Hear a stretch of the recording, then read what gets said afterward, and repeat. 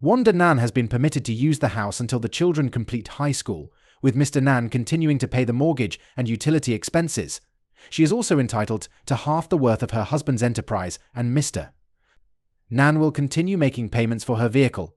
Mrs. Nan is awarded 60% of all possessions, including bank accounts, investments, and retirement accounts. Additionally, primary custody of the children is granted to Mrs.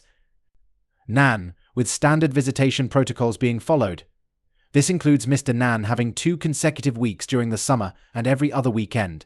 Child support is set at $750 per month per child, amounting to $1,500 per month, considering Mrs. Nan's 5-year absence from the workforce. Additionally, maintenance of $2,000 per month is added. The divorce will be finalized in 90 days unless Mr. Nan withdraws the petition, concluding the proceedings. Judge Marie Matthews banged her gavel as she began to rise. I uttered the single word that would lead to changes dominating the next several months of my life. I responded to her challenge, stating that I wasn't sure what was difficult to understand and offered to provide a definition if the word was challenging for her. Judge Matthews froze mid-motion, her head swiveling so fast that it seemed her neck might snap. A look of disbelief adorned her face, as if she couldn't fathom someone saying that word in her presence. Slowly, she returned to her chair, her features shifting from shock to abject fury. Once she regained her former position, the frosty glare she directed at me could have frozen water on the surface of the sun. To say she was angry would be an understatement. She declared that she wasn't ignorant and knew what was about to happen. She didn't care. The next few minutes were planned, and she gave me 1 minute to apologize, or she would cite me for contempt of court. I responded that at least she would have made one correct ruling that day. I expressed having nothing but contempt for the situation. My lawyer harshly whispered in my ear, fumbling through his briefcase, possibly searching for something to silence me. In response, she sneered, striking her gavel again, and threatened to see how much contempt I would have after 30 days in jail. I retorted by suggesting 60 days and wondered if she cared to try for more. I expressed my belief that if she relaxed occasionally, she might not be such a difficult person. I extended my right hand with the middle finger up while mimicking the gesture with my left hand, suggesting she could find a way to unwind and become less of the person she appeared to be in my view. She was in more dire need of a change than any woman in history. Reflecting on the situation, I thought that someone might have dialed emergency services around that time. I considered 2 possibilities: either she was on the verge of a stroke or her head was going to explode. Surprisingly, the smoke coming out of her ears wasn't visible. I didn't think it was possible for someone's face to turn that shade of red. After my outburst, she was clearly upset and sentenced me to 90 days. Her voice sounded almost demonic as the bailiffs took hold of me. My lawyer had a woeful look on his face, and the courtroom was shocked when I couldn't hold in my laughter. This probably explained the visitor by psychologists I had in lockup over the next couple of weeks. The letter from my lawyer's law firm the next day stating they were dropping me as a client was not a surprise. So, you probably wonder what all that was about. Perhaps a little background is in order. My name is Michael Nan, and I'm currently 31 years old. I was born to a very nice middle-class couple in the heartland of America. I was raised on traditional values where there was a strong sense of right and wrong. You respected those who deserved respect, and you didn't cheat when you gave your word. The ethos I grew up with was to work hard, be generous with what you have, and live up to your values. Do unto others as you would have them do unto you.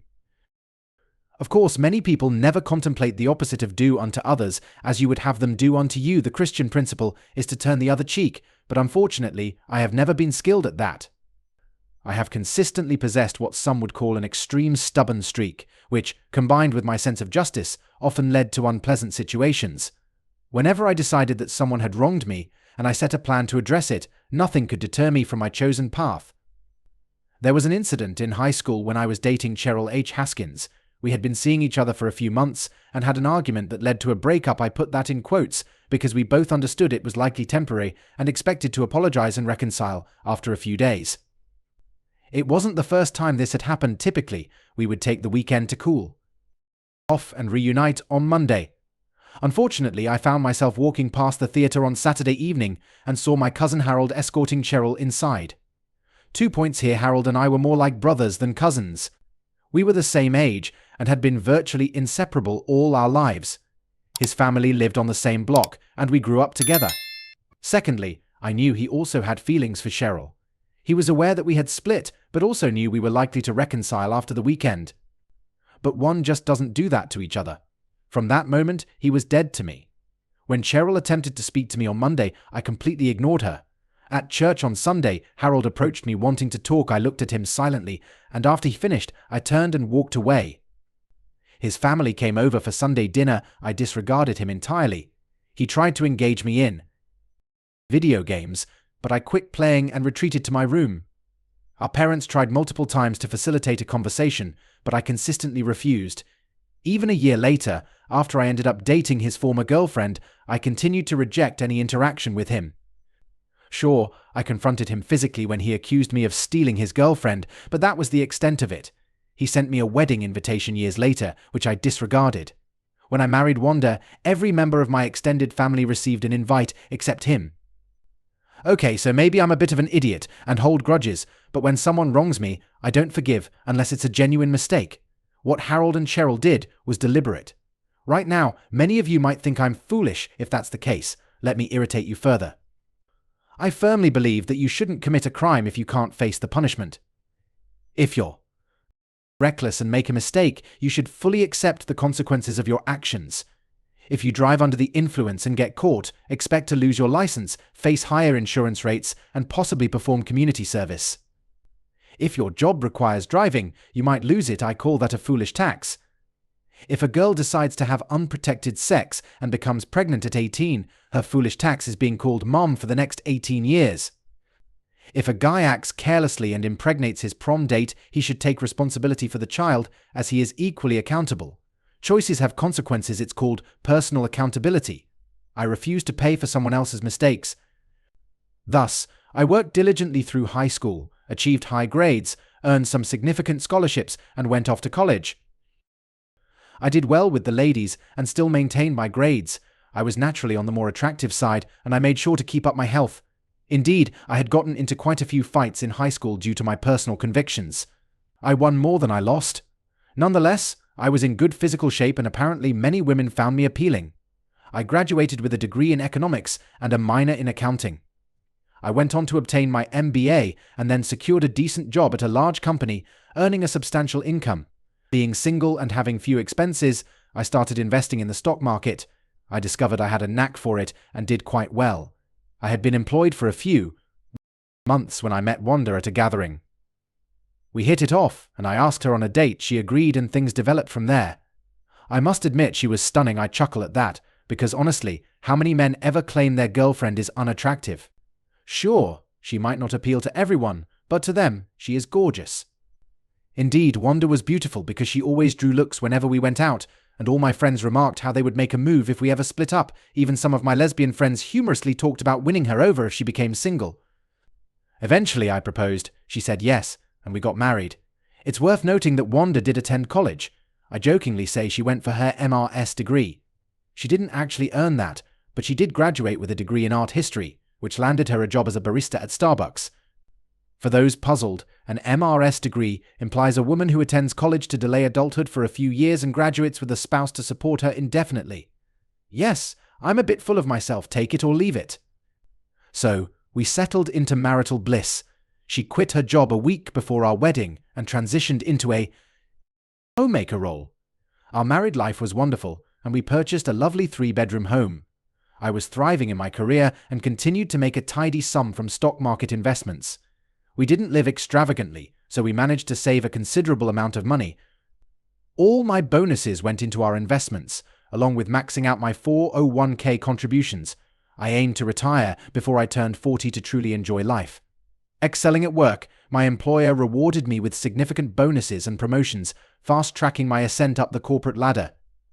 A few years into our marriage, I came home one Friday to find Wanda dressed to the nines with a huge grin on her face. "Hurry up, get showered and changed, we're going out to celebrate tonight," she announced. I was astounded. Did she just say what I think she said? We had been trying for a few months, so it wasn't completely unexpected, but it was still a delightful surprise when she confirmed the news. I scooped her up, twirling her around and showering her with kisses, realizing our celebrations would soon become quieter due to her pregnancy and then the baby. That night, we celebrated heartily. The subsequent months were filled with happy preparations as we anticipated the arrival of our new family member. Then, another surprise twins. 2 little girls. I eagerly looked forward to spoiling them and having 2 little daddy's girls wrapping me around their fingers. I was ecstatic. The day arrived, we hurried to the hospital, and a few hours later, our twin girls were born healthy, beautiful, and with all their fingers and toes.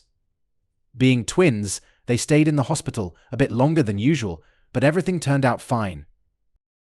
When we brought them home, both families were there to welcome us, and everyone was joyful. I noticed my mum watching them almost non-stop. I believe she was overjoyed because I had finally given her the grandchildren she longed for. Life transformed for us. I realized that working at the large corporation was pulling me away from my family excessively. I had a significant amount of money saved, so I decided to establish my own business. I was performing quite well in investments and trading in the market, so I opted to acquire the necessary certifications and start my own investment firm. I had already been assisting a few of my friends and family members, so I spoke to them about becoming formal clients. That got everything rolling. Once I opened up, several ex-colleagues transferred their portfolios to me as well. Within a year, I had a solid client roster, and many of them were talking with their friends about switching to my services too. When you're at the pinnacle, the only direction you can move is downward. It was the girls' second birthday party. We made it into a grand celebration. They might not remember it, but it was an event they could watch on video later and enjoy. All the family from both sides was there, and we were all having an extraordinary time until I was about to leave the bedroom after using the second bathroom the main bathroom had been occupied. Just before I reached the door, I overheard my mum speaking to her sister in the corridor. She mentioned she was puzzled about where those blue eyes originated. Her sister suggested asking me about it. Mum answered, saying she couldn't fathom what would occur if I discovered they weren't mine. She voiced concern about my happiness and thought it would likely be shattering for me. I couldn't bear to hear more. I silently went back to the bathroom and secured the door. I had to consider they must be mine certainly. Someone in our families had blue eyes. My eyes were a murky brown, hers were more of a hazel hue. I mentally reviewed all my relatives. The only person I could recall without brown eyes was my cousin Mary, whose green eyes were inherited from her father's side, not related by blood. Thinking of Wanda's family, I could not remember anyone with blue eyes. After some time, I knew I needed to pull myself together and return to the celebration before I was missed. Holding back my feelings, I adopted a bright facade and went back to the party, enduring a difficult day. While I behaved as expected, I mentally planned what to do later. Eventually, things calmed down. Everyone left, and as I was tucking the girls into bed that night, I examined their features. Some resembled Wanda, but others were strange, and I couldn't definitively trace any to me. The next day, while spending time with the girls, I ordered supplies to be sent to my office, using a business credit card to conceal the expense. At the same time, I started looking into local private investigation agencies as the suspicion that Wanda had been unfaithful nearly 3 years earlier grew overwhelming. If she had been unfaithful, was she still engaging in it? I needed evidence. A few days later, the ordered items arrived, and I also met with and employed a firm called Pro Investigations, providing them with all required details to access Wanda's mobile, tablet, and computer. Simultaneously, I made some financial arrangements. If she wasn't cheating and the girls were truly mine, these moves wouldn't matter. However, if my doubts were valid, it would protect my assets from being compromised. I refused to finance her betrayal or another's children. While the girls were blameless victims, so was I, if she chose to stray and conceive with another man. They could shoulder the financial burden. Nothing was settled, but I awaited the evidence. 2 weeks later, I received a letter at the office. Locking my door, I opened it and wept for an hour after confirming they weren't mine. Deep down, I had perceived the truth but clung to hope. The next day, my private investigator met with me, providing all the evidence he had gathered. Wanda was still involved with her blonde-haired, blue-eyed personal trainer, meeting him a couple of days a week and even taking the girls to his apartment. The audio confirmed their knowledge of the real biological father. The following afternoon, I consulted with a divorce attorney, dismissing his standard advice prioritizing the children's well-being. I insisted on preparing the documents but delayed filing until it seemed suitable. The preparations took 2 months, and with zero net income and assets on paper, I left Wanda astonished when my cousin Howard and his wife Cheryl showed up that weekend. I explained that Howard and Cheryl had come to see me in my office a couple of weeks ago after some earnest discussions. They acknowledged their mistakes, sincerely apologized, and I decided it was time to let things go. You might think that I reconciled with Howard and Cheryl. Yes, it's true they visited me in my office and apologized. However, I may have omitted a couple of inconsequential details, just coincidences. Cheryl's family includes members who, let's say, aren't above skirting a few minor laws. Some are sizable and don't shy away from the occasional barroom brawl. There's even speculation, though irrelevant to this story, that a few might be enforcers for a local group of more dubious businessmen, but it's merely hearsay from those who disapprove of them. A couple of days before Howard and Cheryl's visit, there was a news report about a personal trainer at a local gym being attacked shortly after leaving work.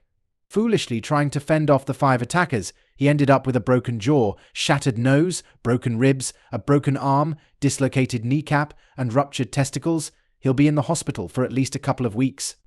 The police should address the crime issue in town, but there are no suspects since the attackers wore dark clothing, gloves, and ski masks. Doctors anticipate the blonde-haired, blue-eyed victim will recover fully after reconstructive surgery and extensive physical therapy, though becoming intimate might be challenging over the next few months. He'll find out his car was taken to a chop shop, his credit cards maxed out, bank accounts drained, and his identity stolen for use on the dark web, leading to years of legal troubles. Surprisingly, Wanda was distraught for about a week after the mugging, perhaps worried about the escalating crime rate. Despite my offer to enhance home security, she remained uneasy. On Monday morning, I instructed my lawyer to complete the paperwork and file it, aiming to have her served on Friday in the late afternoon. He tried to persuade me to make alterations, but I remained steadfast. By Tuesday, the documents were prepared for my review and signature. Meeting him at his office to finalize everything, he once again cautioned me against my chosen course of action. After some thought, I decided to humor him, giving her the house and even the investments. However, I made it clear I wouldn't contribute a dime beyond that. If she chose to keep the house, she'd be responsible for the mortgage and utilities. Notably, there hadn't been a dime in the investment accounts for over a month. I had no qualms about giving her 100% of nothing. Unbeknownst to Wanda, I had been relocating all my tools and equipment from the garage gradually. I also moved belongings I wanted to keep out of the house, mostly from my home office. Tools and larger items found storage on Howard and Cheryl's ranch, while less valuable, smaller items were transferred to a 1-bedroom apartment in a complex owned by an offshore LLC. The owners of the LLC were surprisingly challenging to locate and verify. On Friday morning, as usual, I headed to work. A couple of days earlier, I had Howard assist me in moving my truck to the office. I exited my car, climbed into the pickup, and drove to the bank. At the bank, I withdrew all the funds, leaving only $100 in both the checking and savings accounts. Next, I emptied the safety deposit box. I then drove to the ranch and consolidated all the cash and contents of the safety deposit box with my other possessions. I didn't want to risk them discovering a newly rented box at another bank and confiscating it. Additionally, I wanted to avoid anyone tracing a wire transfer. Besides, I anticipated needing the cash later. You might be wondering why I trusted Howard and Cheryl. It was simple. The mortgage on their ranch was held by a certain offshore LLC with unclear ownership. Moreover, despite our issues, Howard is still family, and you don't mess with family. The rest of the family takes such matters personally. There was much rejoicing in the family when Howard and I finally made amends. Returning home late in the morning, I pulled over a couple of blocks away to check the GPS I had installed on Wanda's car. As expected, she was at the mall. Rushing home, I parked in the driveway. Over the past few days, I had packed up the rest of my clothes and belongings and placed them in the garage. I tossed the few boxes into the truck, went inside, grabbed the remaining clothes from the closet and dresser without bothering to pack them, just grabbing them by the armful, hangers and all. It took only a couple of trips to throw them all into the cab of the truck. I didn't bother closing the garage or even the front door. My cell phone rang as I was leaving the house. It was Wanda, presumably because her cards didn't work when she tried to check out. Glancing at the GPS signal, moving in my direction, I laughed, tossed my phone onto the table, and walked out the door.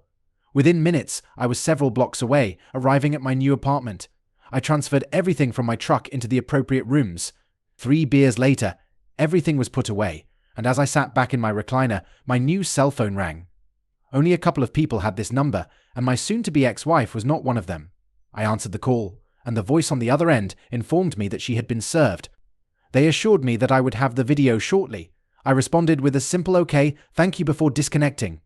True to their word, 15 minutes later, I received the video in my email.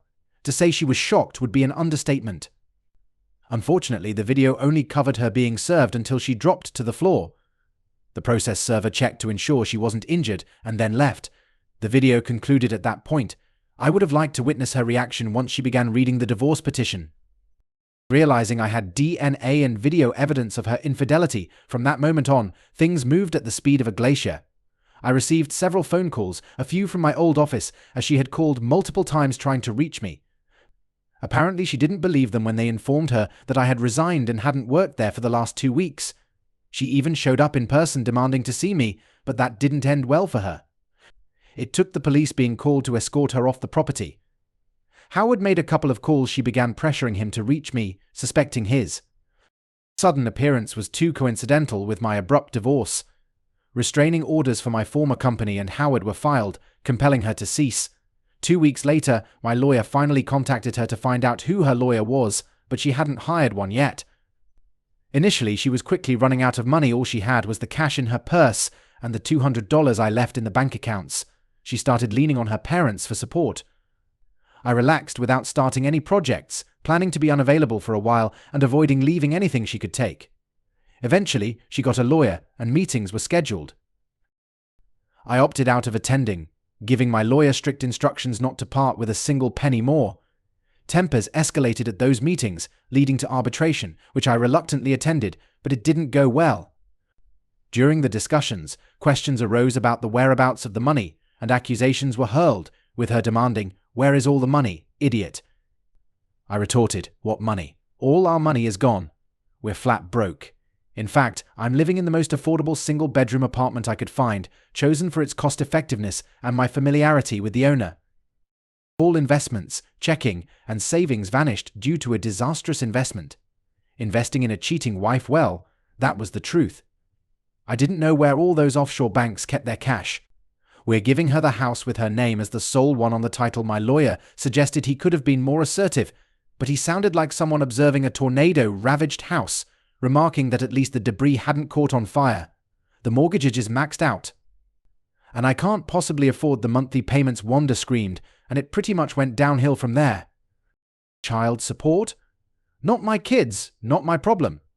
Spousal maintenance? Alimony for you out there? No job, no income, no way. She demanded 70% of the liquid assets, but there were none. 50% of the business. Good luck. 150% of the retirement. Lost it all. Arbitration failed spectacularly. That brings us to our day in court, facing the dishonorable Judge Marie Matthews, who was the most feminist, man-hating family court judge, harsher on men whose wives cheated. Yeah, I was doomed. If you're thinking I could convince them there was no money, you'd be wrong. Aware that they could check accounts, I wasn't surprised when the judge used those figures to calculate my liabilities. The thing is, they had no way to access it. I needed time to shuffle funds around through different banks and accounts. I even went so far as to personally withdraw all the money from one bank and then deposit parts of the withdrawal into several other accounts at separate banks. Of course, those accounts were under several different names. One of the rather shady businesses that Cheryl's family was involved with was a gag gift shop where you could buy fake IDs for entertainment purposes, only that was even printed on the ID cards. I possessed an ID claiming I was Jesus Christ, enhancing pranks when people exclaimed Jesus Christ. I'd reveal my fake ID, which cost about $150 and was expertly crafted, the only giveaway being the entertainment statement. For a higher fee, they'd omit the warning. I electronically transferred money to other accounts, potentially traceable but costly and time-consuming. Now back in front of the man-hating judge, 60 days into my 90-day county jail, stay short-term sentences served in county jail, not state prison, she sneered, and asked if I had learned my lesson yet. I responded about not marrying a cheating spouse, a realization I grasped long before her court. She clarified that she meant my attitude in her court. The vein on her forehead was bulging, not ideal for her blood pressure. I dismissed any issues with my attitude, expressing concern for her health while being railroaded in front of kangaroos, and suggested her blood pressure must spike during doctor visits. She warned me that she could extend my stay in jail and, given my attitude, would add another 30 days. She then addressed the purpose of the meeting, questioning why I hadn't made my first 2 child support or maintenance payments to my ex-wife. She also inquired about the absence of my lawyer, questioning if they were overwhelmed. In frustration, she expressed her mistaken impression that being really smart was a requirement to be a judge and thanked me for correcting her on that. She suggested explaining things to me so I could understand. I apologize if it's still unclear, but the simplest I can make it is so a 5th grader would understand. Please try to keep up. I was genuinely becoming concerned that her bench might ignite from the steam she was emitting at that point. I started to think she genuinely disliked me. I am in jail, I have no access to any funds, and since I have no access to any funds, I am unable to send any money. Since it was your ruling that landed me here, I suggested you explain why you are the reason the cheating woman can't get the money she was trying to take from me. I asked if she comprehended all that, or if I needed to explain it to her more slowly. I was then escorted back to my cell for another 90 days minus 30 from my original sentence, 30 from her initial high rate, and another 30 that I managed to accrue at the end. To be honest, it really wasn't that bad. Sure, the food was terrible, but I still ate it. I had a nice bed to sleep in and lots of free time to relax. I made good use of the weights and exercise machines. I didn't have many problems in there. Firstly, it didn't take too long for my courtroom antics to become well known inside the jail, which earned me a few friends. Secondly, did I mention that Cheryl's family has a few connections that could be of help to someone on the inside? In fact, there was only one issue, and it came from one of Wanda's less clever cousins. He entertained the idea of getting arrested for a minor offense and spending a week in jail to teach me a lesson. Unfortunately for him, the entire jail population recognized him before he even set foot inside. It didn't take much to figure out his intentions. Spotted halfway across the yard, an inmate collided with him while tossing a football, and an accidental elbow to his gut occurred. Foolishly, he was struck by a basketball. After another 20 feet, the passer apologized profusely, and an accidental elbow to the chin followed while he was being helped up. After shaking off the incident, he resumed his approach toward me. With my back turned, he attempted a sucker punch, but I wasn't clueless. Anticipating it, I spun around, delivering a forceful kick to his groin, a clear 65-yard field goal. His accumulated misfortunes caught up with him, leading to his transfer to the infirmary. 2 days later, he refused yard exercise, spending most of his time in his cell until he was released. Back in court facing the judge, she inquired if I was ready to apologize. I asked, for what she specified my vile courtroom outburst. I responded dismissively, I really don't know what you're talking about. She warned me to keep a civil tongue or she would extend my stay. I expressed frustration, mentioning that another judge might take over and that she was on my last nerve. I sarcastically suggested starting to stomp my feet, perhaps needing an EMT in the courtroom if she had a stroke. I pointed out that no child support, maintenance, mortgage, or utilities had been paid as ordered. I explained that I couldn't pay anything while jailed, couldn't work, and emphasized that the kids were not mine. I added that my ex-wife was unfaithful and should pay for her own life, maybe even be charged for it. Addressing another issue, I stated that I had given her half the business and she should have plenty of money. Wanda's lawyer interjected, explaining that they had been unable to take possession of his client's part of the business. Mr. Nen had sold his company to an overseas entity about 2 months before filing for divorce, and they hadn't determined the actual owners to address the court order. Suddenly, an attractive woman approached, stating she represented the board of directors for the firm that purchased the business. She moved to dismiss the ruling giving Mrs. Nen any part of a business owned by her ex-husband. She argued that it was irregular to award ownership without the business's involvement since the purchase predated the divorce. This company had no bearing on the case, and they rejected any claim of ownership by Mrs. Nen. Someone queried about the money from the sale. The young woman elaborated that concerning Wanda, the transfer of ownership and payments were carried out overseas. I'm not privy to that information, but my understanding is that the money from the sale never entered U.S. territory, making it not subject to U.S. laws. Any claim on that money needs to be addressed with your ex-husband, possibly in the country where the money is located, she explained.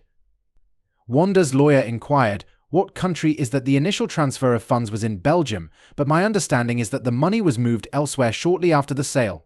I have no idea where it was transferred to, the young woman replied. My ex's lawyer spoke up again, expressing desperation on behalf of my ex. The house is going into foreclosure as the mortgage hasn't been paid in 3 months and the utilities are on the brink of being cut off. My client's parents had assisted a bit initially, but it's becoming too much for them. Despite finding a job as a waitress at a local diner, the income isn't sufficient to maintain the house. The judge addressed me, stating that I had 1 week to bring all the payments up to date. I responded sarcastically, suggesting bending over to pull cash out of my pocket, which unfortunately doesn't exist. I emphasized that I was physically unable to comply as I was in jail with no access to any money. I couldn't work due to my incarceration, and thus I couldn't obtain any cash. I pointed out the misconception that I had money lying around in my cell and highlighted the lack of opportunity provided to fulfill the payment orders. I explained that I didn't have a lawyer, emphasizing that I was financially broke. I questioned the existence of the phantom accounts being mentioned, stating that even if they did exist, I lacked access to the information. I pointed out the need for access to my financial records to obtain account details, highlighting the absence of such records. I challenged anyone to show me the account information for these alleged accounts and questioned the whereabouts of the money from checking accounts, savings accounts, and investments regarding the sale of my company. I explained that the company was in bad shape due to previous bad investments and I had to sell it cheap to cover expenses, leaving no money left over. In response to the court's skepticism, I shrugged and expressed my lack of concern about being believed. I challenged them to show me the account information where I supposedly hid money, suggesting that my ex-wife had stolen the money while involved with her boyfriends. Her lawyer objected, stating that my accusation didn't make sense. I retorted that it made as much sense as keeping me in jail where I have no access to money and then demanding that I make all these payments. The judge asked if I was aware that she could keep me in jail until I paid. I responded by looking at her as if she had just grown a third eye. I played along, stating that it sounded logical to keep me where I was unable to abide by their orders while making demands that were simply impossible for me to accomplish. 3 months later, the house underwent foreclosure, leading Wanda to lose her Lexus due to payment challenges. Unable to afford an apartment for herself and her daughters, she resorted to living with her parents while working 30 hours a week at the diner. Desperate, they pleaded with the judge to release me so I could initiate payments. Meanwhile, her lover boy, now out of the hospital and engaged in physical therapy, spent hours daily trying unsuccessfully to resolve his financial situation. The silver lining was the prevention of new credit card accounts being opened in his name, given his severely diminished credit rating. With only minimal insurance coverage on his car and part-time employment at the gym, he couldn't benefit from it and faced high deductibles, making it a lengthy process to pay off his medical bills. Having secured legal representation, I reached a deal with the judge for release from jail to secure employment and initiate payments, surrendering my passport due to suspicions of hidden funds and flight risk. I began working at Taco Bell and lived at the ranch with Howard and Cheryl. Although I was discreetly observed, I was aware of the surveillance, however. Most of the cash was already in my possession. This routine persisted for the next 3 months. Wanda utilized a court order to garnish my minimum wage from Taco Bell, yielding minimal gains for her. During this time, I finalized my plans with Howard. He emptied my apartment while I was in jail, and my belongings were divided among my extended family. Packages were shipped from them to a common location, undetected by surveillance. Guests discreetly moved packages to their vehicles during visits and barbecues. Over the next couple of weeks, I spent my time either working or at home, avoiding going out. Taco Bell eventually obtained a restraining order against Wanda due to her constant harassment at the restaurant, which became disruptive. Despite the option of termination, a discreet payment to the manager preserved my employment. For legal meetings, my lawyer visited the ranch. Initially, she represented the new owners of my former company in court, and subsequently, I hired her as my lawyer. She possessed a bold nature akin to a barracuda, especially during poolside encounters. Dismissing ethical concerns about a lawyer-client relationship, I asserted that lawyers considered scruples as a form of payment, with morals being large paintings on walls. All right, so you're probably wondering about my finances. Yes, indeed, I did sell my firm. No, I didn't sell it to myself. I wasn't going to provide Wanda any chance to stumble upon information she could use to claim any part of the firm. I was divesting from it. Besides, I wanted the cash. The sale happened overseas, and since the money never entered the United States jurisdiction, it wasn't subject to any U.S. laws. The only way Wanda could access it was if I brought any of the money into a U.S. bank, making it vulnerable to her claims due to the judgments against me. That simply wasn't going to happen. It was a significant sum, complemented by my investment accounts in the $10 million range. Cash on hand from the safety deposit box, checking and savings accounts, and safe equaled around $200,000. Some of the cash I used for my plans, but I still had about $150,000 on hand. I wasn't planning to take any cash with me, so it was a lovely Saturday afternoon, and we were having another barbecue with the extended family. All the preparations were complete, and everything was set. The party was a blast. I assisted Howard with the grill and smoker. Julia, my lawyer, was there too. Later in the afternoon, one of Cheryl's uncles approached me, expressing gratitude for helping Cheryl and Howard, and was glad that we had finally reconnected. We chatted. "Ta!" And he handed me an envelope. I passed it over to Julia for safekeeping. Later in the evening, I made an announcement stating that the landholder for the ranch had declared that the mortgage for the ranch had been paid off, and Howard and Cheryl now owned the ranch free and clear. This caused a huge celebration, and we partied hard that night. It was late when the guests started to leave. Julia couldn't stay the night because she had a flight to catch the next morning. She left with a group of 6 other cars. Interestingly, her flight was out of an airport in the next state.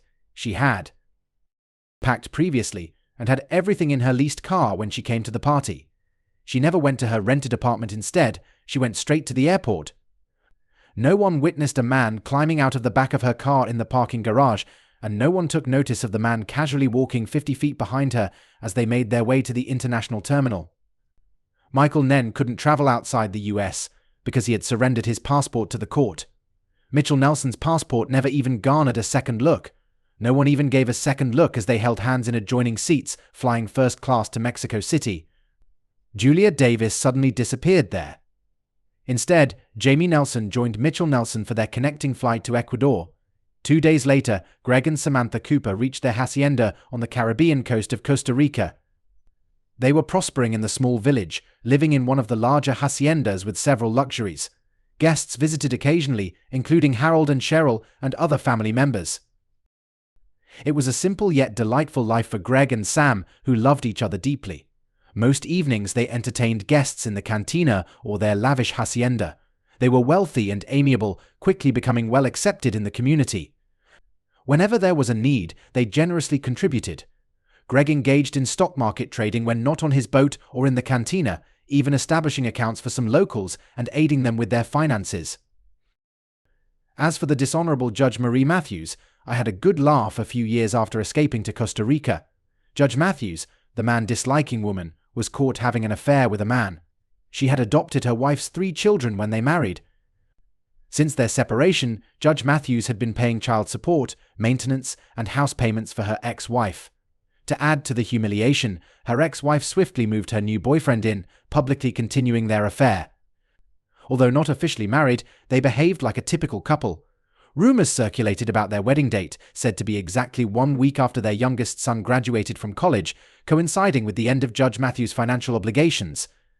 Story too high, everyone. For anonymity, I'll be using pseudonyms for this post. My wife, Cara, 29, female, and I were married for 3 years, and we were truly enamored when Cara and I first met.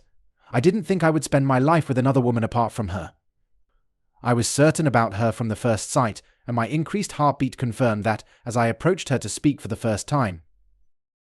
I saw Cara for the first time at a distant friend's birthday party, which I was reluctantly dragged into attending by another friend. She was sitting with a group of friends, all chatting loudly and drinking. It was a late-night party, and there was plenty to drink, but I didn't consume more than a glass because I wanted to be clear-headed for work the next day. I used to be a timid person, and approaching beautiful women like Cara was daunting for me. My friend, who dragged me to the party, noticed that I couldn't take my eyes off her. Without asking if I wanted to, he had the waiter send her an expensive bottle of champagne and tell her it was from me. After it was delivered, all her friends at her table turned in my direction and smiled simultaneously. Then she smiled, raised her glass, and mouthed thank you almost immediately. My friend pulled me from the chair I was seated in and encouraged me to go and say hi to her. He knew I had been single for more than 4 years and wanted me to seize this rare opportunity for attraction. He knew I might resist the idea, but he insisted, and after persuading me for nearly 15 minutes, I mustered the courage, walked to her table, and asked if we could talk privately. Her friends excused her, and we sat at a different table. We didn't say much that night because I was captivated by her beauty, And to be honest, it had been years since I talked to a woman about something not work-related. I worked as a programmer at a well-known tech firm in our city and considered anything other than work a waste of my time.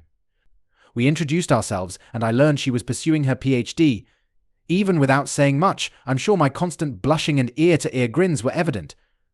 When we discussed her work life, I learned she worked part-time as a junior writer-editor at a publishing company, and I believed her because she sounded knowledgeable and there was something compelling about the way she spoke.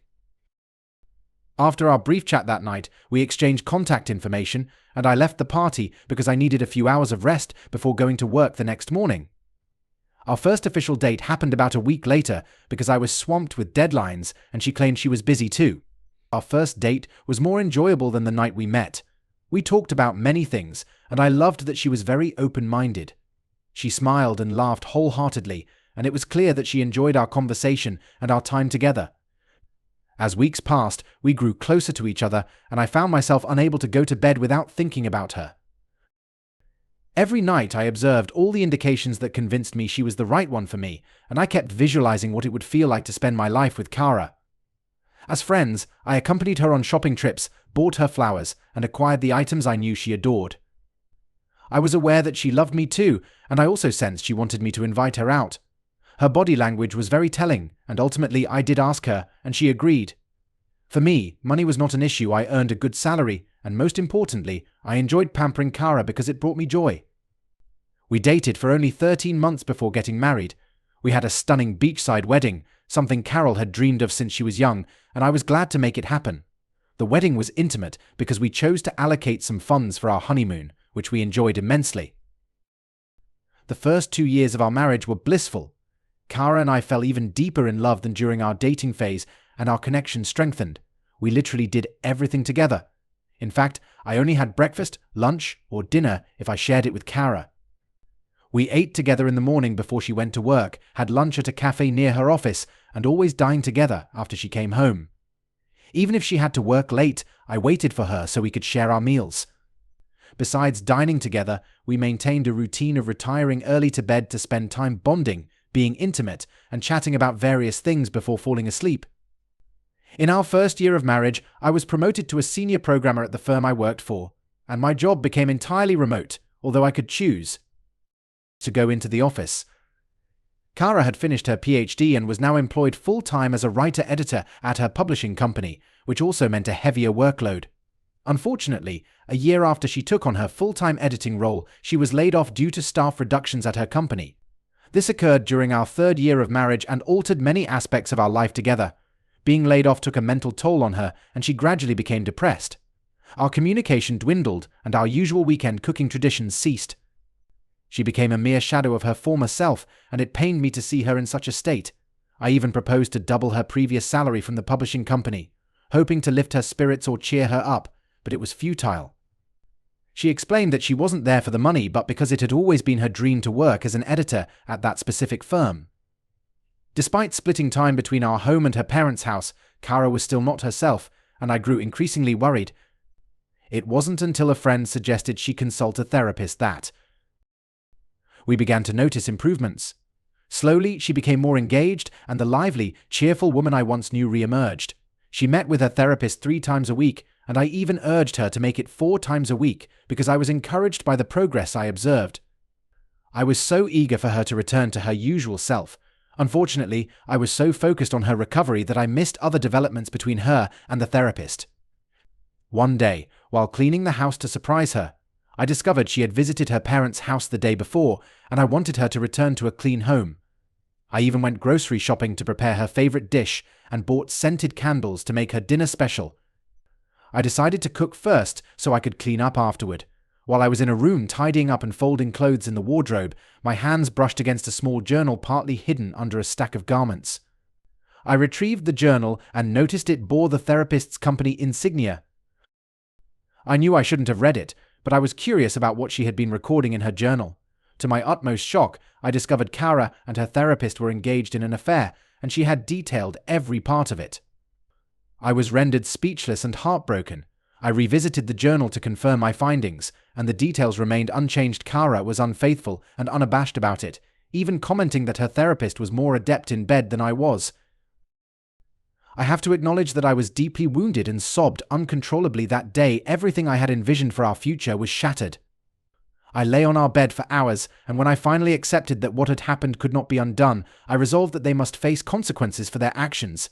I photographed the journal entries and lodged a complaint at the therapist's office. I even brought the journal with me in case they harbored any doubts, and they were dismayed upon reading it. When Kara returned home that day, I informed her that I had visited the therapist's office, and she was taken aback.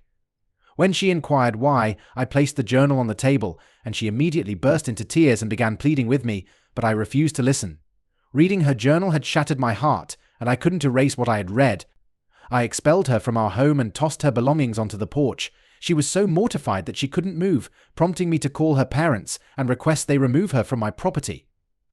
Furthermore, I sent photocopies of the journal pages to Kara's grandmother, who had a deep affection for me, and as a result, she was excluded from her grandmother's will. Her parents implored me not to inform her grandmother, but that was part of my ultimate plan for revenge.